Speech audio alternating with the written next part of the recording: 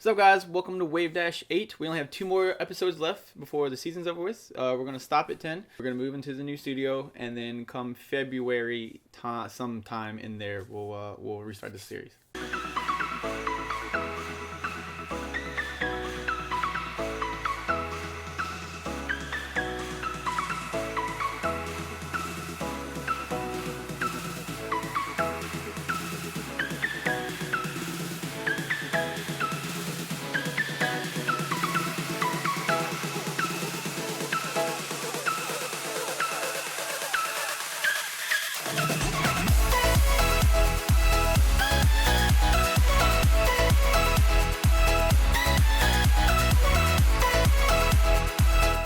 Alright, so this weekend, Riot Games had their LCS All-Star game. And what it is, they pick All-Stars from all around the world. So Korea, China, America, and Europe. Split them up into 2 teams, Team Ice and Team Fire. And they compete in a bunch of different challenges. For example, like 1v1s. I may mention this in the Blizzard episode, I believe, but the All-Stars also had Snapchat as well. And again, it might just be like a simple thing for me, but it's really cool to see the inside. And they have like the commentators backstage doing predictions and whatnot. And I've always liked it, so I'm glad it's just a continuing thing where they continue to put it on Snapchat and really just other media sources. Yeah, I think it pulls in a lot of casual fans too when they do that. Like, for example, if you never knew what League of Legends was and you're going through Snapchat, maybe you'll accidentally click on it and be like, oh, what's this? And you'll be like, this is actually pretty cool. So the actual event itself, some of the super hype moments were 1v1s. There was Doublelift versus Froggen. Froggen actually hit a snowball on top of Doublelift, and right as Doublelift was backing, and Froggen went all the way to the fountain. He took the snowball to the fountain. And he did that one time, right? So they're like, all right, remake. But next game,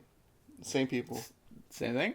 Happens again. Yo, what? I didn't even get to see this. Yo, it happens again. At this point, Froggen is so mad. Doublelift is like laughing. He's on the floor pretty much. So it was absolutely insane. They did signatures. So they did Vayne and ZZ. Yo, Doublelift on Vayne is something else. Too clean. Too clean. Like I said, I didn't see that play, but I did watch a good bit of it, and I did see Rush Hour, get to play again. I was super excited. It was really excited to see a lot of my Darius came back too as well. The culmination of like people that everyone loves. Oh, Mitos was back too. Yeah. Like I just in general like it was fun to see him play again. Yeah, there's a bunch of old heads there, which is surprising because the game's really not that old. So I saying like say that, yeah, I know. Like the OGs. So coming up, not in the spring season, but in the summer season, NA and EU are going to be moving to a best of 2 and a best of 3.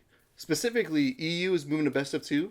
So, for example, if you go 2-0 against the team, you're going to get 3 points. If you go 1-1, each team gets 1 point. But for the best of 3, it's just first of 2 pretty much. So I've looked into this a little bit. I'm not really sure why one split gets it this way and one split gets it that way.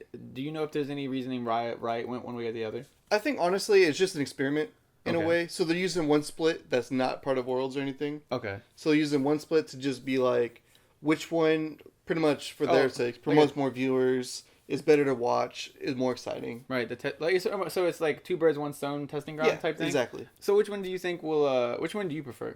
I'm going to go with best of 2 because it's really hard to sit through that third game. I'm not going to lie. League's already long enough. Games are 30 to 45, sometimes even an hour. Sitting there for 2.5 hours. The only thing, okay, so I'm actually okay with either.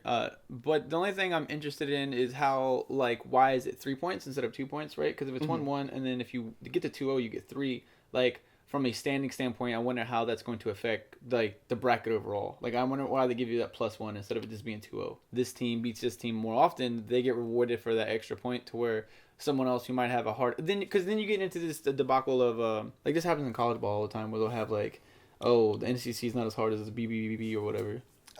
Yeah, but you're all in the same division technically, the way I look at it. So you're all in the same division. I think it's going to separate the really, really bad and the really, really good. And it's going to be really hard for those mediocre teams, like the in-betweens. So if you're like the 2 or 3 teams that are fighting for like second to like fourth, it's going to be hard. You guys are going to be interchanging a lot, and I think that's where it's going to really flesh out. Where if you get a 2-0 on an intermediate team, and you're like, for example, you get a 2-0 on like the 4, and you're like the 6, you'll probably shoot up the rankings significantly. And I think it kind of makes it almost a comeback factor. Where like, you're like, hey, I need 2-0s to actually come back. So I think it also stops a lot of gimmicking. So if you have some crazy like AD Malzahar bottom with Gragas top, so you do your one strategy that's super cool, super no one's seen before, and it wins. Now it gives the other team the chance to come back and be like, try that strategy again. Yeah. See what happens. Or we'll ban your Malzahar so you can't do that strategy. Regardless of the best of 2 or best of 3, I am glad that they're getting more than one chance at a team because I think it'll really weed out who's the best of the best. And also this weekend was my favorite Dota 2 tournament. From the past, we talked about Smash Summit. They're back again with Dota 2. It's just called the Summit for Dota. I don't know why I was trying to hype it up or anything. It's just called the Summit. Some interesting things. Virtus Pro, continuing their reign, but getting second this time. Virtus Pro has been steadily climbing up to being a really, really heavy hitter in the Dota community. All you gotta know, some guy named FNG, he's their captain, got really long hair, and he's a god. Okay. That's all you need to know. He's just good. He's really good. So they go up 2-0 in Grand Finals against the reigning champs, Evil Geniuses. And Evil Geniuses brings it back. Yeah, so I thought it was amazing that with all the struggles that EG's had this year, win, kick a member, and then lose all the time, it's nice to see them coming back and asserting their presence a little bit more. So you said they suck now after I did after they won I'm Worlds. not gonna lie. So why are they doing okay now? I think it's just a combination of them kind of finding their niche a little bit more. I mean, right as soon as the international ended, pretty much the whole meta changed, and it took them a little bit of time to adapt to that meta. And probably a new team as well. And plus the new team, because they pretty much almost completely switched up their roles. All right, guys, for our last one, it's actually an idea we've had for a while. It's we're going to call it 56K Day.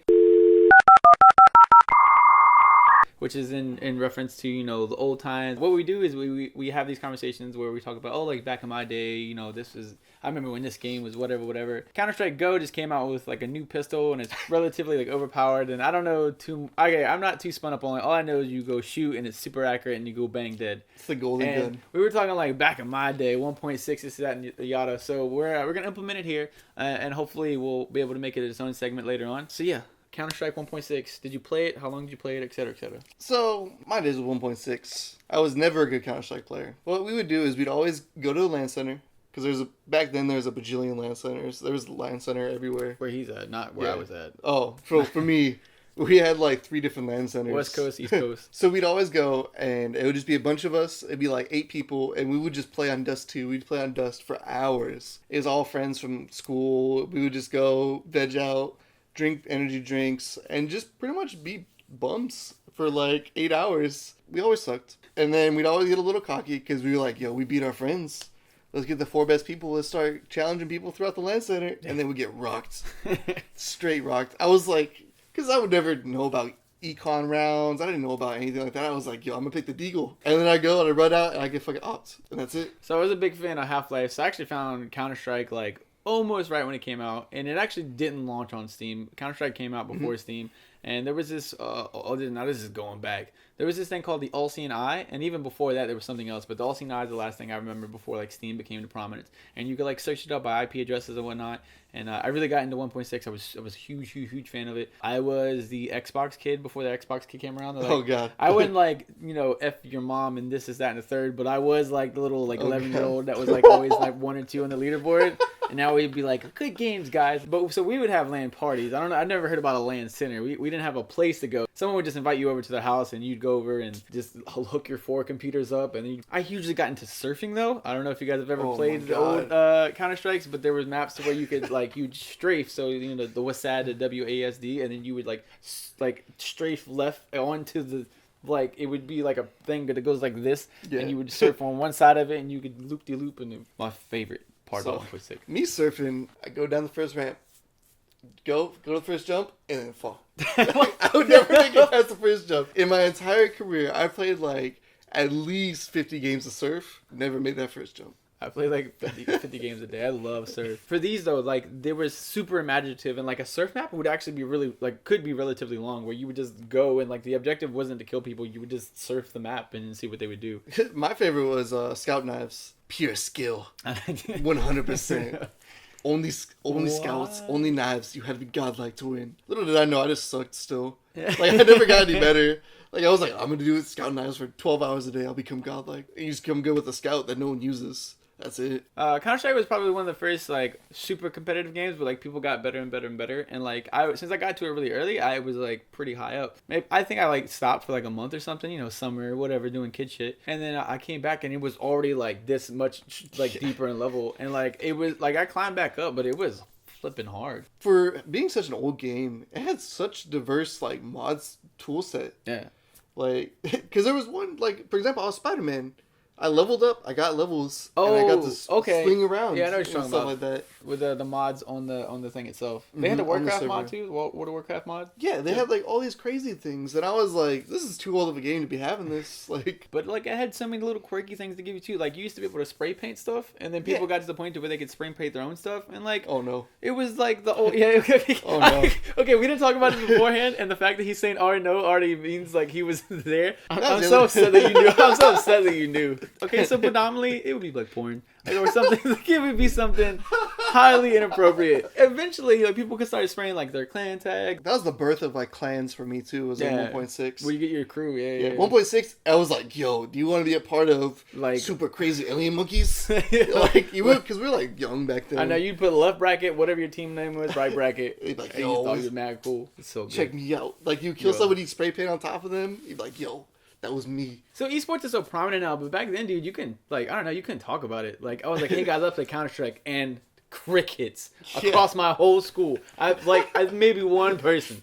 I mean, again, this is East Coast and like bum hooky Virginia, so there probably weren't that many people in Cali. I don't know if it was a little different. It was a little bit different for me. There was a lot more people that played, but like the ratio was the same. It'd be like 10 to like 10,000. Yeah. So what was So I'd be like, "Hey man, you got Counter Strike?" I don't know about your school, but we would have like on certain classes you didn't care about.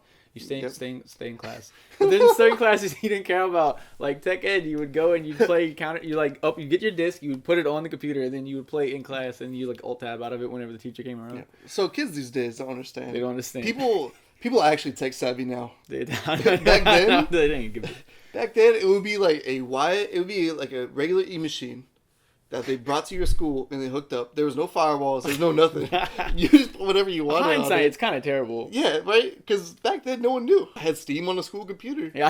Like, that was it. Like, I would log in and I'd play some 1.6. So we're going to say this at the end of every 56K day, but, like, if you didn't play this game, like, go back. I mean, it might come with an orange box, and if it didn't, it must be, like, 94 cents now, because it's, like, 15 years old.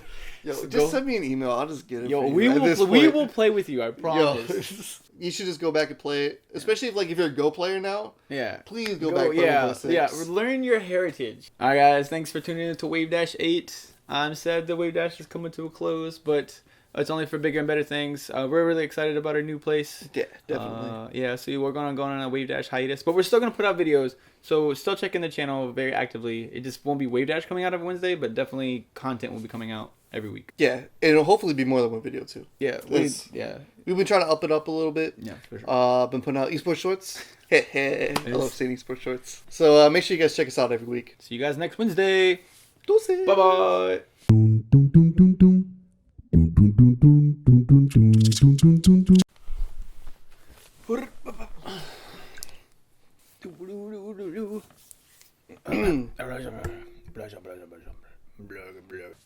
want to do it? No, let's not do it. That's fucking gay as shit. Did you press the button you told me not to push? I'm watching you. I love Source. You sell out. Source is my favorite game. No, that's all JK. Please don't play Source. Source never existed. Source came out on the original Xbox. Did you ever play that? Source is bad. It was the most jankiest thing I've ever played. Oh. God damn. What was that noise? That's the worst part. Oh. I can't even make it because it was so fucking deep. No, right? I usually have such a high pitched voice all of a sudden.